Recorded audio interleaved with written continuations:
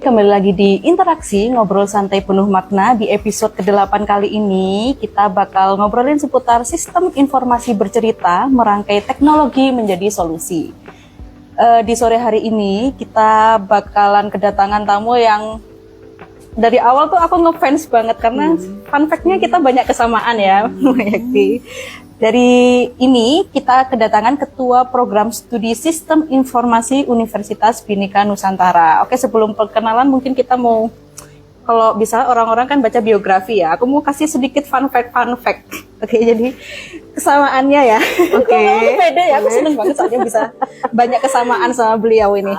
Yang pertama mungkin Bu Yekti ini adalah lulusan dari SMA Negeri 2 Malang ya. Mungkin udah halo. SMA 2. Ya, buat adik-adik SMA Negeri 2 Malang ya, ditunggu di Ubinus. Oke, next mungkin kita sama-sama sarjana sains ya Bu Yekti ya. Oke, nanti Bu Yekti bisa cerita sedikit backgroundnya dari universitas apa. Kemudian fun fact lagi, kita mungkin lahir di tanggal yang sama ya. Tanggal yang sama. Oke. Bu Yekti, mungkin teman-teman di sini yang join live pada sore hari ini ada yang belum kenal sama Bu Yekti. Mungkin Bu Yekti bisa perkenalan sama teman-teman kita di sini. Oke, selamat sore semuanya. Halo. Perkenalkan, nama saya Yekti Asmorokanti. Jadi saat ini saya bertugas sebagai Ketua Program Studi Sistem Informasi, baik itu D3 maupun S1. Sebelumnya saya dipercaya untuk memimpin dan mengelola program studi informatika dimulai tahun 2021 sampai 2024. Selanjutnya di tahun 2025 ini sampai 2029 saya dipercaya untuk mengelola program studi sistem informasi.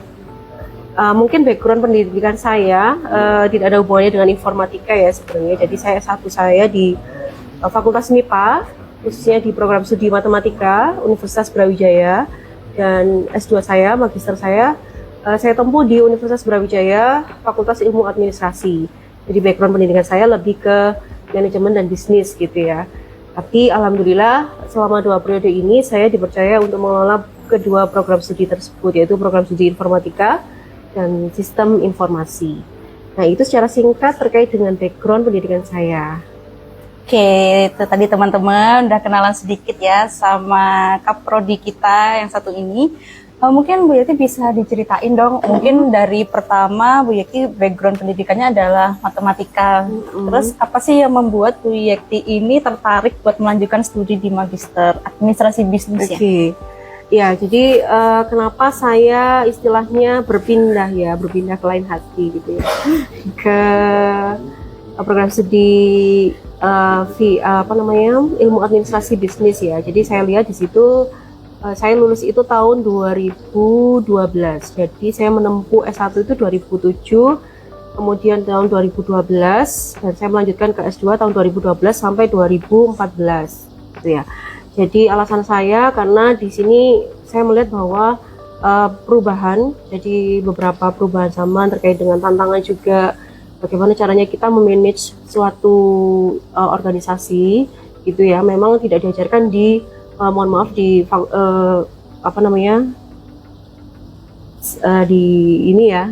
di WIPA ya, memang belum ada ya, karena memang full di sana kita belajar terkait dengan matematika, algoritma dan seterusnya gitu ya.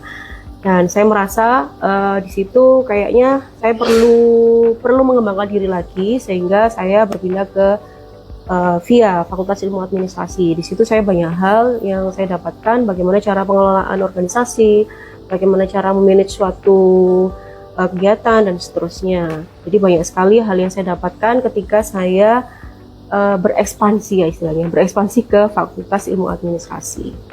Itu sih. Oke. Keren. Sekarang teman-teman, kan Bu Yekti ini adalah Ketua Program Studi Sistem Informasi. Mungkin teman-teman di sini masih ada yang bingung sebenarnya sistem informasi itu kita belajar tentang apa sih Bu Yekti? Oke. Jadi kalau kita berbicara dengan sistem informasi itu kita membahas terkait dengan bagaimana caranya kita mengaplikasikan antara manajemen dan juga teknologi murni ya. Jadi berbeda, mungkin ada yang masih berpendapat bahwa informatika dan sistem informasi itu sama gitu ya. Padahal sebenarnya itu adalah mereka ini punya hal yang sama, tapi juga ada hal yang beda, ada irisannya gitu ya. Jadi kalau kita membahas sistem informasi, kita akan membahas bagaimana caranya kita memanage suatu sistem informasi itu, kemudian melakukan audit, kemudian mengelola, kemudian merencanakan, mengaplikasikan dan seterusnya. Tapi kalau memang informatika itu memang full teknis gitu ya. Jadi teman-teman yang ada di sistem informasi ini adalah menjembatani antara manajemen dan juga di informatika.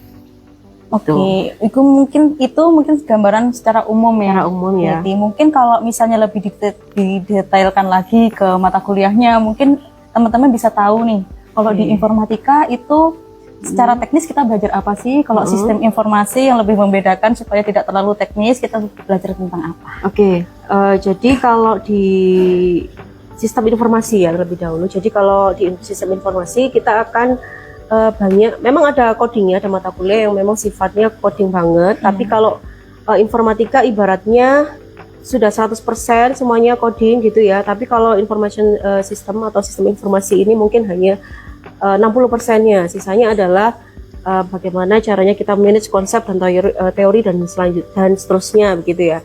Nah, mata kuliah yang mungkin tidak ada di informatika itu seperti BI, Business Intelligence, kemudian juga ada manajemen proses bisnis, ada audit sistem informasi gitu ya, ada tata kelola, ada transformasi digital, yang itu memang benar-benar spesifik banget ke sistem informasi. Sedangkan kalau di informatika itu memang kita teknis banget gitu ya, banyak sekali mata kuliah yang sangat teknis seperti misalkan pemrograman mobile development gitu ya. Jadi pemrograman bergerak 1, bergerak 2 dan seterusnya. Kemudian ada juga machine learning, ada juga Internet of Things, kemudian juga ada computer vision, kemudian ada kecerdasan buatan dan lainnya yang memang benar-benar spesifik informatika banget gitu ya. Jadi ada yang membeda gitu antara SI dan juga informatika UBINUS. Gitu. Oke, itu tadi ya teman-teman perbedaannya sedikit informatika dan sistem informasi. Sekarang ini Bu Yekti, kalau misalnya ada adik-adik teman-teman SMA kita, ternyata mungkin dia bukan berasal dari keilmuan yang pasti gitu ya, seperti kayak MIPA dan lain sebagainya. Itu apakah bisa dia untuk masuk ke informatika atau sistem informasi? Oke. Jadi menurut saya buat teman-teman yang SMA gini ya, karena memang teman-teman SMA ini nggak ada basicnya kayak SMK gitu ya, nggak ada basic jurusannya yang benar-benar spesifik. Sebenarnya kalian bisa masuk ke informatika maupun sistem informasi, tinggal minatnya kalian itu ada di mana.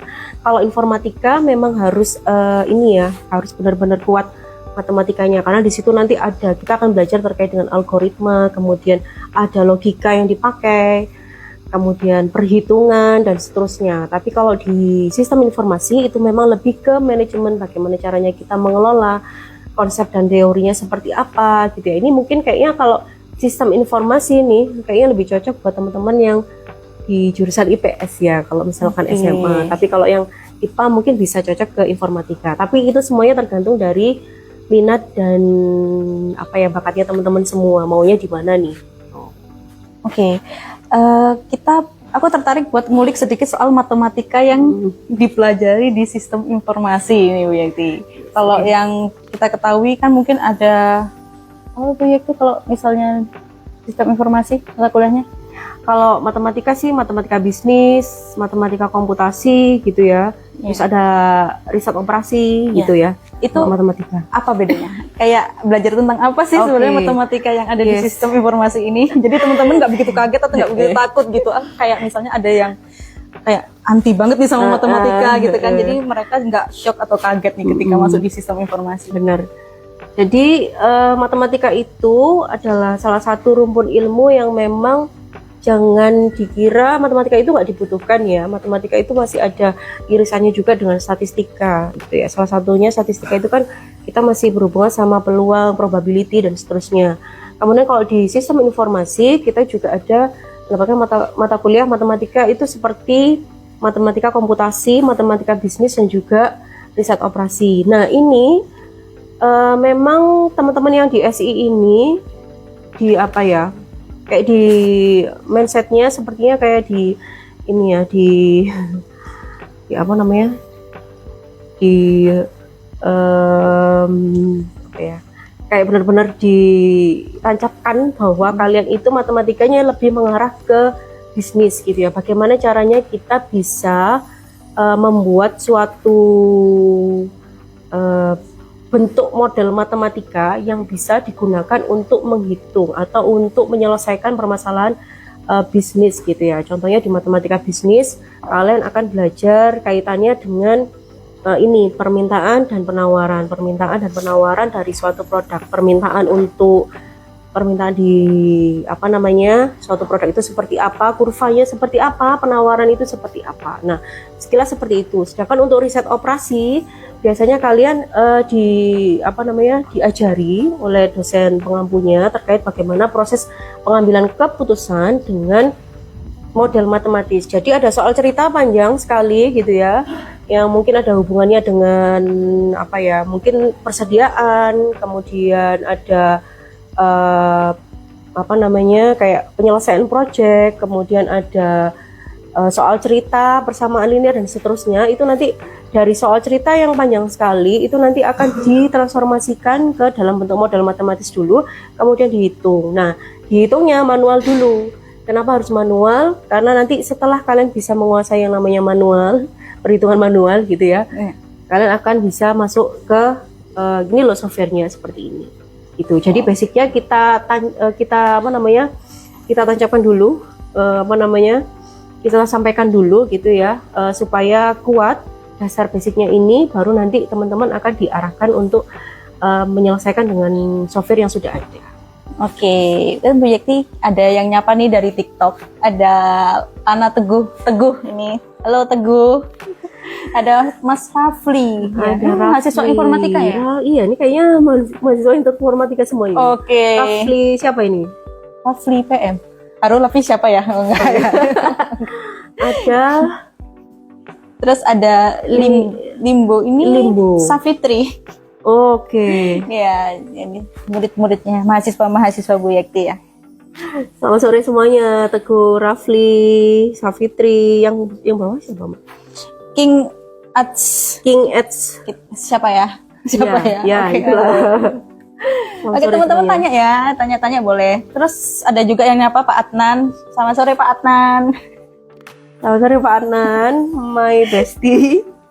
Oke, kita lanjut ngobrolnya. Oke. Tadi udah dijelasin seputar sistem informasi. Sekarang boleh nggak kita tahu sebenarnya visi dan misi sistem informasi ini apa sih? Ya, visi dan misi program studi sistem informasi itu diturunkan dari visi dan misi universitas gitu ya. Jadi visinya prodi sistem informasi ini adalah menjadi salah satu program studi sistem informasi yang pastinya berkualitas, diakui di Indonesia dan juga di dunia internasional. Sedangkan misinya itu yang pertama adalah menyelenggarakan kegiatan Tridharma perguruan tinggi yang berkualitas. Tridharma ini baik di sisi pendidikan, penelitian maupun pengabdian kepada masyarakat yang berkualitas sesuai dengan kebutuhan yang saat ini dibutuhkan gitu ya, kebutuhan industri seperti apa gitu.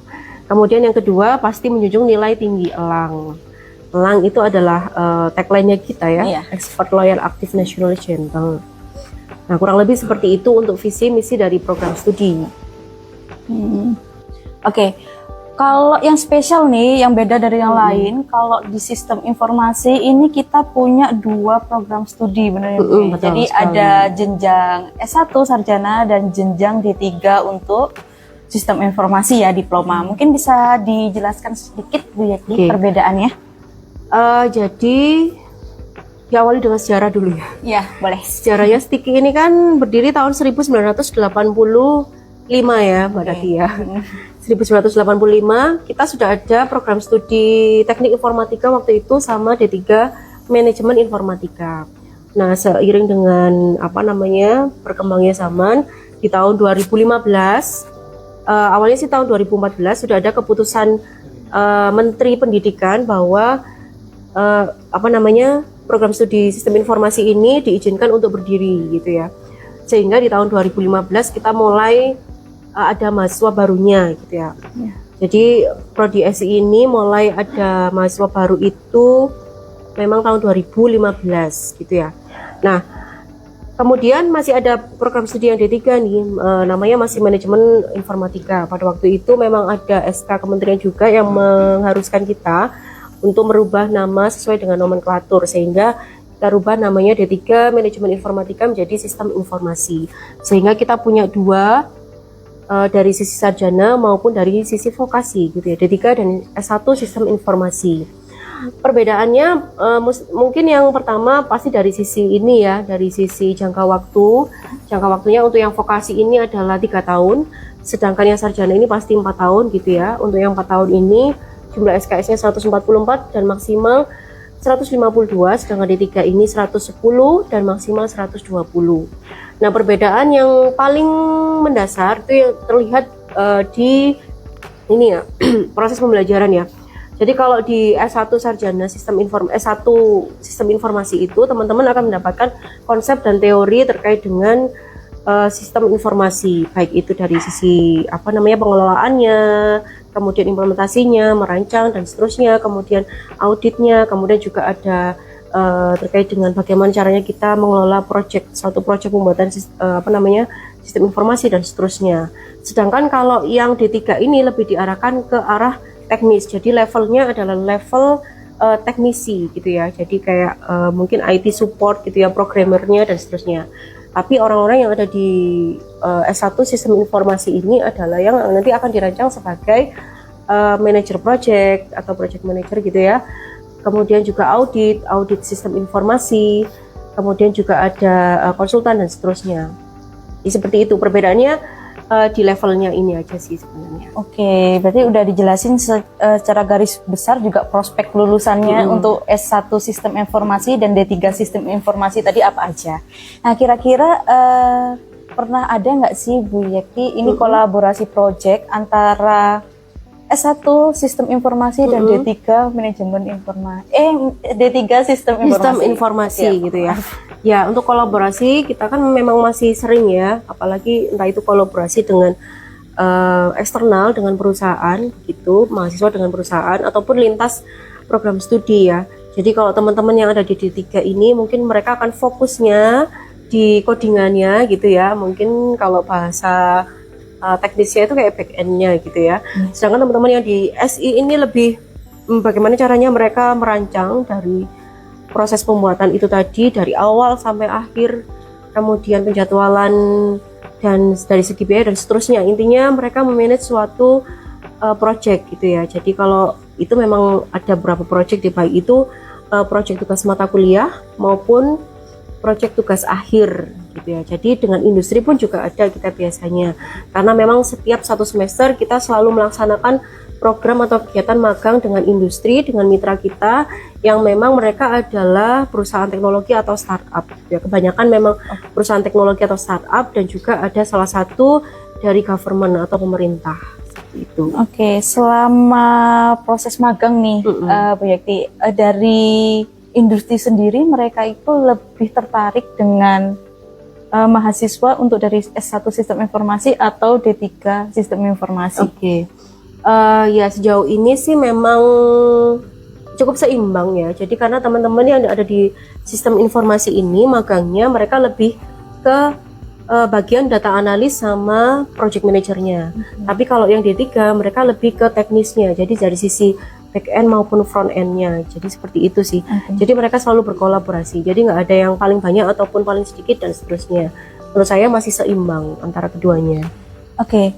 Terus dari segi pembelajaran di S1 sistem informasi, supaya mahasiswa ini tidak hanya full paham semua teori tadi ya Bu Yekti, bagaimana caranya supaya mahasiswa ini mungkin di lapangan mereka menjadi project manager dan sebagainya, tapi kan untuk teknis mereka juga harus bisa gitu. Bagaimana caranya supaya mahasiswa S1 sistem informasi ini juga tetap menguasai tekniknya? Ya, jadi kalau sistem informasi supaya mereka lebih menguasai teknis, kita kan memang memberikan basicnya itu di 2 tahun pertama. Jadi untuk teman-teman yang magang itu memang kita memberikan persyaratan bahwa untuk teman-teman yang magang syaratnya harus semester minimal itu adalah semester 5. Jadi basicnya itu akan didapatkan di 2 tahun pertama, baik itu dari konsep, teori, coding, dan seterusnya. Karena memang walaupun S1 sistem informasi lebih banyak ke penguasaan konsep dan teori, sedangkan D3 ini lebih banyak aspek teknis, tetap aja mereka akan dibekali terkait dengan sisi teknisnya. Jadi nggak serta-merta langsung dilepas seperti itu. Intinya dilepas, tidak kita berikan dari sisi teknis, enggak itu ya. Jadi tetap 2 tahun pertama ini adalah konsep dasar supaya teman-teman bisa kami lepas untuk kegiatan di luar program studi, seperti magang gitu ya. Karena memang magang ini ya kaitannya juga dengan nama baik program studi ya. Tidak bisa kita lepas juga untuk mahasiswa yang memang mungkin masih kurang atau seperti apa gitu ya. Jadi ada persyaratan untuk teman-teman mahasiswa yang mengikuti magang. Oke, sekarang berarti soal keterampilan nih. Berarti apakah porsi keterampilan teknisnya antara mahasiswa sistem informasi ini sama, ataukah memang lebih banyak dan disiapkan lebih ke untuk D3 sistem informasi? Dan terus itu kayak keterampilan apa saja yang harus mereka punya masing-masing? Ya. Jadi kalau di D3 ini kan D3 itu 3 tahun ya, mereka kan lebih banyak porsinya, lebih banyak ke teknis. Sedangkan untuk yang S1 ini 4 tahun, porsinya akan mungkin kalau saya bisa bilang porsinya lebih banyak 70% di teknis, 30%-nya adalah konsep teori terkait dengan manajemen gitu ya. Nah, jadi kalau kurikulumnya udah kita rancang benar-benar dua program studi ini dari sisi pemahaman teknis dan juga dari teori gitu ya. Cuman kalau untuk D3 mungkin sisi manajemennya lebih sedikit, nggak terlalu banyak, atau mungkin kalau kita bilang soft skillnya yang ini ya, yang nggak terlalu banyak gitu ya. Sehingga ya itu tadi kalau bisa saya bilang keterampilan teknis yang kita berikan ya terkait dengan basic programmernya, kemudian entah itu mereka menguasai bahasa pemrograman apapun itu gitu yang dibutuhkan. Kemudian juga ada penggunaan AI, kemudian machine learning, itu kita juga sempat kita berikan di beberapa mata kuliah gitu ya. Dan yang pastinya mereka pun juga harapannya kita nggak hanya menguatkan di hard skill, tapi juga di soft skill ya. Karena memang untuk kegiatan magang itu gak hanya hard skill yang dibutuhkan, tapi soft skill. Bagaimana caranya kita bekerja dengan tim, problem solving, kemudian apalagi ya attitude dan seterusnya itu ya. Itu yang cukup penting dan sangat dinilai oleh perusahaan. Oke, mungkin kalau tadi untuk S1 sistem informasi untuk mulai magang semester 5 ya Bu Yati. Ya, kalau untuk D3 sistem informasi itu mulai semester berapa? Iya, kalau untuk D3 memang kita rancang di semester 4 sudah sama kayaknya. Oh ya, seingat saya di semester 5 juga ya. Jadi semester 6 itu udah fokus ke tugas akhir. Jadi sama-sama di semester 5 gitu ya. Tapi kayaknya D3 ini memang harus super fast gitu ya. Kalau menurut saya, karena memang dirancang hanya 3 tahun. Oke, tadi kita juga bahas sedikit seputar AI ya di masa sekarang. Kira-kira gimana sih program studi sistem informasi ini mempersiapkan mahasiswanya untuk perkembangan teknologi yang cepat banget? Mungkin selama Bu Yati menjadi dosen di Ubinus ini mungkin ada perbedaan sebelum AI marak banget nih sekarang sama sesudah ada AI. Itu ada nggak perubahan cara mengajar yang dilakukan sama Bu Yati? Oke. Supaya anak-anak ini nggak tergantung banget nih sama ChatGPT dan lain sebagainya. Iya, oke. Ya, mungkin kalau untuk itu ya, jadi kita memang karena adanya perkembangan AI yang sangat cepat sekali ini, sebenarnya AI itu bukan suatu suatu dosa ya kalau kayak nggak boleh nggak boleh nggak, justru malah kayaknya boleh, cuma kalian harus bijak, benar-benar bijak bagaimana cara menyikapinya AI, karena memang menurut saya sih dengan adanya AI ini tinggal diri kita itu membuat kita semakin malas berkarya, atau justru membuat kita semakin diuntungkan gitu ya. Kalau saya lebih milih diuntungkan ya. Kalau semakin malas sih mungkin enggak ya, karena zaman dulu ya, sebelum ada AI, zaman saya dulu misalkan waktu skripsi ya, itu justru kayaknya setengah mati sekali tanpa adanya AI itu ya. Kita memang mencari sumber referensi sendiri di perpustakaan, harus sering ke perpustakaan, harus sering ngerjain di perpustakaan itu sampai dari dia buka sampai selesai dan seterusnya. Justru dengan adanya teknologi AI ini sangat menguntungkan sehingga AI ini menjadi peluang. Jadi di setiap mata kuliah itu memang kita sisipkan bagaimana sih cara penggunaan AI yang bijak gitu ya. Jadi ada etika gitu ya, etika penggunaan AI yang bijak. Kemudian karena ya memang karena perkembangan teknologi ini sangat pesat sekali ya, jadi kurikulumnya pun juga harus adaptif terhadap perkembangan AI tersebut. Jadi harus memang benar-benar cepat bagaimana supaya kita bisa memanfaatkan AI, bisa memanfaatkan teknologi tersebut dan diimplementasikan ke beberapa mata kuliah. Kemudian mahasiswa juga kita bekali ya, jadi setiap lulusan program studi sistem informasi itu kita bekali dengan sertifikasi internasional dari ethical hacking fundamental gitu ya, sama BNSP, entah itu yang web developer, database maupun yang mobile gitu ya. Jadi saya rasa dengan ini lulusan kita memang benar-benar tersertifikasi gitu ya, terpercaya untuk bisa digunakan atau untuk bisa apply masuk ke industri. Oke, karena kita memang kampusnya memang terkenal banget soal teknologi informasi dan sistem informasi. Tadi kita juga bicara sedikit soal etikanya. Kira-kira apa sih etika dalam teknologi informasi dan sistem informasi? Apa aja yang boleh dan apa saja yang tidak boleh dilakukan sama AI ini? Oke. Mungkin kalau etika menggunakan AI gitu ya. Jadi kalau kita membuat, misalkan kalau kita benar-benar membuat suatu karya ilmiah ya, boleh ya memang dengan AI kita boleh mempergunakan sebaik mungkin gitu ya platform tersebut. Cuman ya memang pastikan bahwa AI tersebut ya kalau bisa sih bahasanya, kayaknya bahasa AI itu sangat rapi, iya beda santun dengan banget ya, sopan.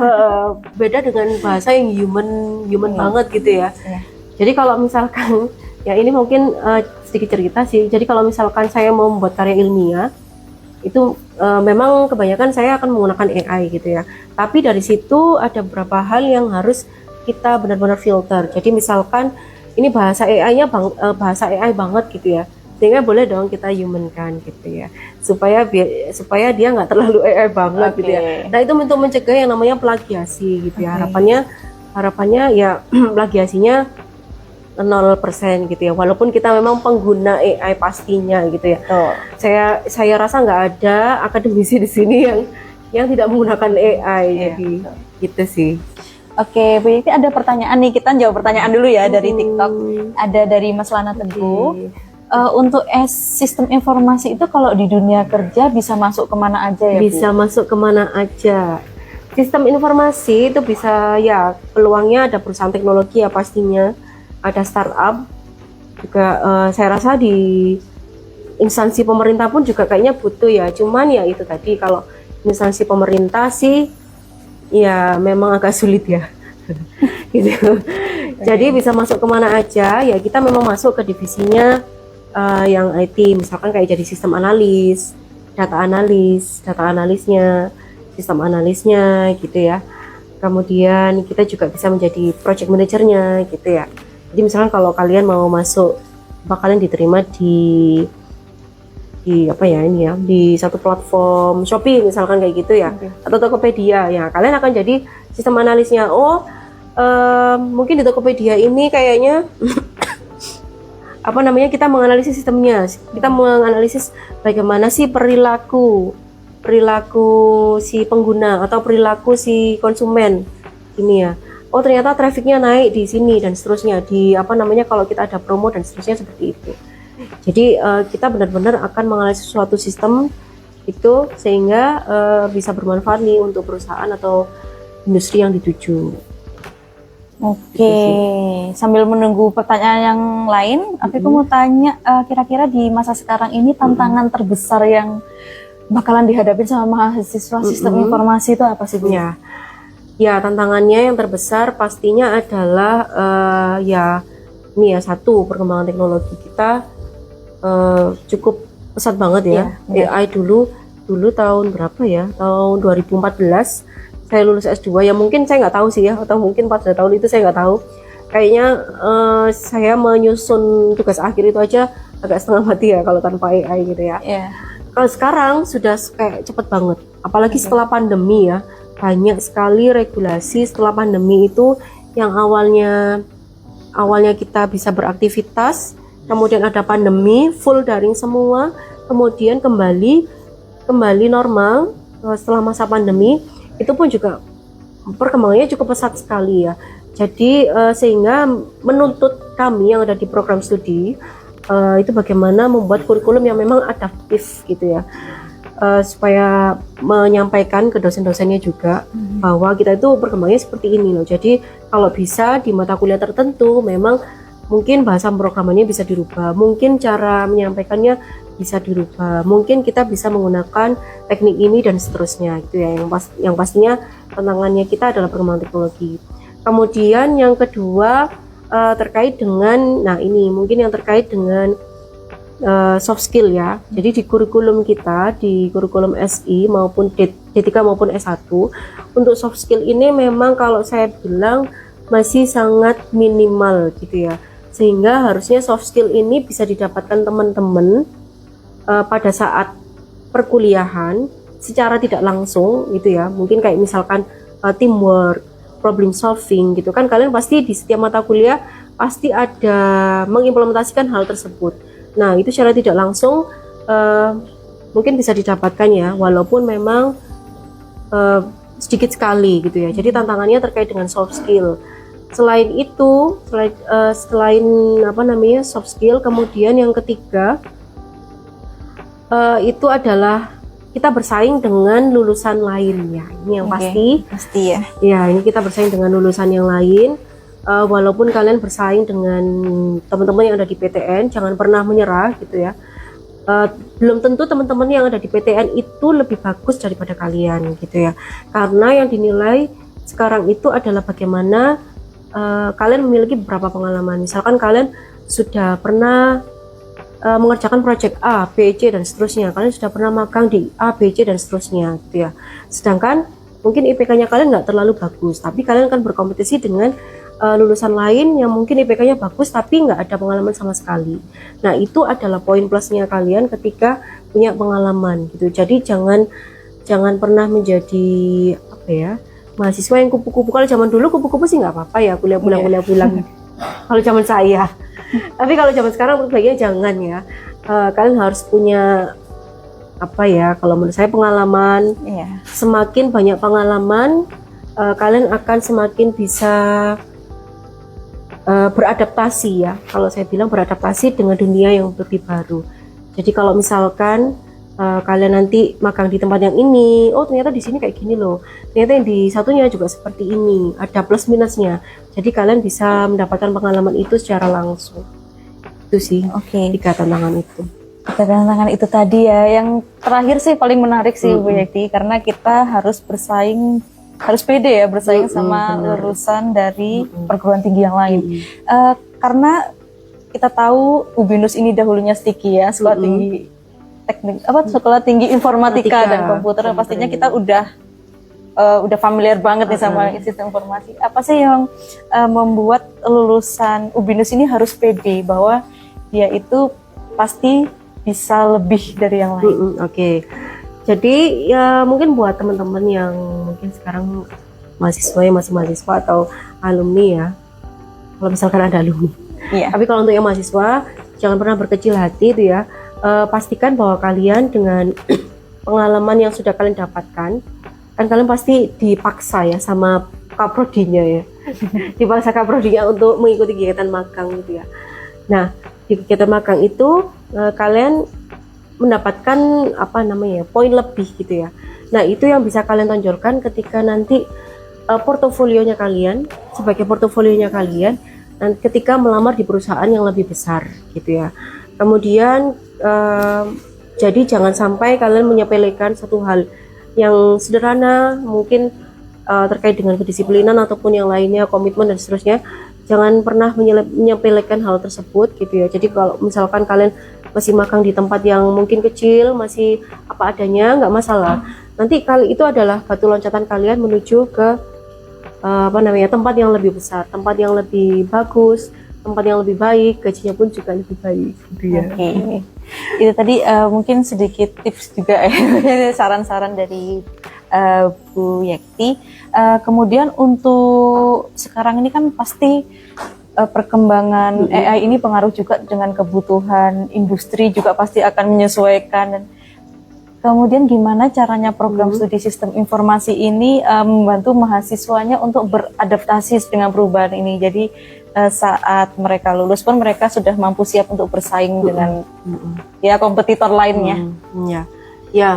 Memang di program studi bagaimana caranya adalah kita memaksa ya, karena kalau nggak dipaksa keluar, anak-anak juga nggak akan survive gitu, nggak akan tahu caranya bagaimana kalian bisa bertahan dengan kejamnya dunia kerja gitu ya. Iya. Ya, jadi memang kita memaksa dulu ya. Jadi di semester 5 kita paksa kalian untuk bisa mengikuti kegiatan pembelajaran di luar program studi, entah itu berupa magang ataupun pertukaran mahasiswa gitu ya. Tapi kayaknya memang yang semester 5 ini lebih ke magang gitu ya, supaya kalian tahu bagaimana vibe-nya ketika berada di perusahaan, bagaimana caranya kalian bekerja dengan tim, menjaga attitude kalian, kemudian bagaimana caranya kalian menyelesaikan suatu masalah. Apalagi kalian ini mungkin Gen Z ya, kalau saya bilang ya. Gen Z. Gen strawberry, cantik di luar tapi hatinya lembut ya. Hello Kitty gitu ya. Oke. Jadi harus dipaksa gitu ya. Jadi jangan sampai kalian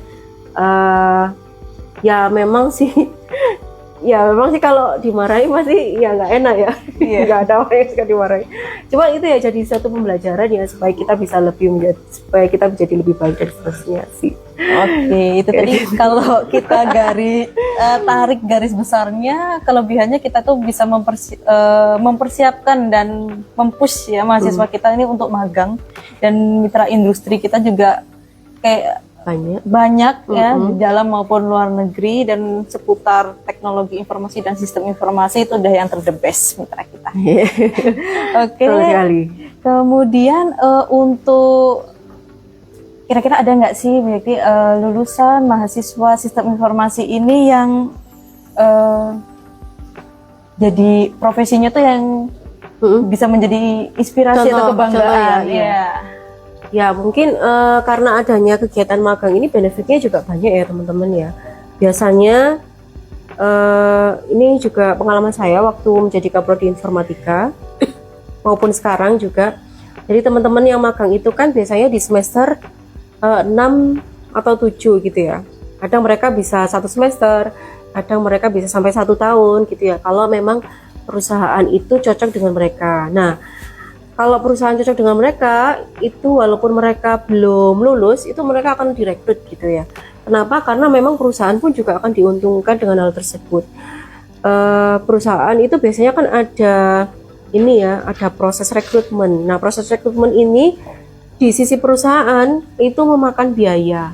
Dengan adanya teman-teman magang ini, itu akan mengurangi atau memangkas biaya rekrutmen itu tadi. Gitu. Jadi memang sangat diuntungkan. Nah, kebetulan buat ada teman-teman di informatika maupun sistem informasi 2-3 tahun terakhir ini, ketika mereka magang dan perusahaan cocok dengan mereka, itu langsung direkrut sama mereka. Jadi ada lulusan kita D3 yang kemarin juga bekerja sama dengan kita ya, dari CM Labs, namanya Mas Mahendra gitu ya, itu dari D3 benar. Dan ada juga yang S1 sistem informasi yang waktu itu magang di PT Venturo Pro gitu ya. Jadi karena mereka si perusahaan ini merasa cocok dengan mereka, maka akhirnya mereka di-hire di perusahaan tersebut. Jadi itu sangat menguntungkan ya buat teman-teman semua. Jangan takut kalau kalian ini nggak laku gitu ya, atau nggak bisa kerja gitu ya. Pasti kita akan memaksa kalian untuk berangkat magang ya, gunanya itu tadi. Tapi memang ya harus rajin, tekun, dan IPK-nya harus di atas 3 gitu ya. 2,75 itu sudah standar umum ya kalau menurut saya ya. Jadi harusnya 3 bisa lah ya untuk yang mahasiswa sticky ya. Harus bisa. Ibinus ya. Harus bisa ya. Oke. Ada pertanyaan nih dari teman kita di Instagram dari Mas Yoga. Pertukaran pelajarnya tuh kemana aja Bu? Mungkin bisa dijelaskan. Ya, sepengetahuan saya, sepengalaman saya untuk pertukaran mahasiswa ini kita ada yang LN atau luar negeri, ada yang dalam negeri gitu ya. Menurut 2-3 tahun ini untuk yang di luar negeri berarti harusnya ini ya. Ke Malaysia ada UITM, kemudian ada yang ke Filipina itu Iloilo ya Mbak Rati. Iloilo, Tarlac, Isatyu gitu ya. Kemudian ada lagi yang ke Cina. Iya. Sorry, Korea ya kayaknya. Dulu pernah sih Korea beberapa waktu yang lalu gitu ya. India juga pernah di Satyabama University gitu ya. Sudah ya kayaknya itu ya. Kalau yang dalam negeri kita pernah bekerja sama 2 tahun yang lalu itu ke pengiriman mahasiswa ke Universitas Gunadarma. Kemudian ada Universitas Bina Sarana Informatika, kemudian ada Universitas Nusa Mandiri, kemudian juga ada Universitas Internasional Batam ya, IB kalau nggak salah. Ya itu adalah mitra kita, mitra kampus yang cukup besar gitu ya. Nah sementara sih kita masih meramainya ke itu dulu karena memang kalau yang di Jawa Timur itu kita masih belum ada kerjasama di bidang pengiriman atau pertukaran mahasiswa. Oke, mungkin Mas Yoga buat informasi lebih lanjut, kira-kira kalau misalnya teman-teman mahasiswa di sini pingin tahu nih universitas apa saja dalam negeri maupun luar negeri atau mitra industri kita yang bisa kita jajaki untuk magang, itu kita lihat informasinya di mana sih Bu Yeti? Oke, kalau mahasiswa. Untuk mahasiswa ya, untuk teman-teman mahasiswa ya. Jadi kalian bisa apply di kampus, di websitenya kampusmerdeka.ubinus.ac.id gitu ya. Kemudian biasanya, nah ini yang biasanya agak dilupakan ya sama teman-teman mahasiswa, setiap 1 semester sekali itu ketua program studi baik saya maupun nanti ya Pak Adnan gitu ya, itu akan menyelenggarakan pengarahan program MBKM, Merdeka Belajar Kampus Merdeka gitu ya kalau dulunya. Nah ini adalah pengarahan terkait dengan kegiatan magang, pertukaran mahasiswa juga gitu, sehingga harapan saya teman-teman mahasiswa bisa mengikuti itu secara rutin dan ini dilaksanakan offline gitu ya, tidak online, supaya saya juga bisa ketemu dengan kalian secara tatap muka. Oke, itu tadi teman-teman. Jadi informasinya bisa lengkap kalian lihat di website kampusmerdeka.ubinus.ac.id dan datang di pengarahan magangnya ya Bu. Pengarahan MBKM. Oh ya, pengarahan MBKM yang dilaksanakan oleh unit akademik. Iya. Oke, mungkin bisa disapa Eurika. Halo, selamat sore Eurika. Mahasiswanya Bu Yeti. Iya, ini yang baru, ini yang baru lulus ya. Fresh banget. Oh iya. Fresh graduate banget. Oke, mungkin yang terakhir ya Bu Yeti menutup interaksi kita di sore hari ini, pesan motivasi nih untuk calon mahasiswa yang tertarik nih. Jadi buat teman-teman yang kayaknya tertarik nih habis lihat interaksi ini buat masuk ke sistem informasi, ada pesan-pesan. Masa depan adalah milik mereka yang menguasai informasi dan teknologi. Jadi kalian kalau mau masuk, jadi di program studi sistem informasi ini kalian tidak hanya belajar bagaimana membuat suatu sistem, tapi kalian juga belajar untuk mengelola, mengimplementasikan dan juga mengauditnya gitu ya. Jadi silahkan bergabung dengan kami, itu yang pertama pesannya. Kemudian yang kedua, saya mengadopsi dari tagline-nya Optimus Prime ya. Oke. No sacrifice, no victory gitu ya. Jadi kalau tidak ada pemrograman yang tidak membutuhkan tidak ada kemenangan yang membutuhkan pengorbanan itu ya. Kembali. Betul. Keren-keren, tepuk tangan. Riak ya, boleh di love. Oke, itu tadi sekian obrolan kita seputar sistem informasi sore hari ini. Oke teman-teman, kalau tertarik buat bergabung di sistem informasi Universitas Bhinneka Nusantara, kita masih ada promo untuk bulan Agustus ini, potongan uang pangkal 15%, langsung aja buka websitenya ubinus.sticky.ac.id. Jangan lupa juga follow sosial media kita ya di yang IG nih di Ubinus Official, TikToknya juga Ubinus Official. Oke. Sampai jumpa di episode interaksi kita selanjutnya. Selamat sore, see you.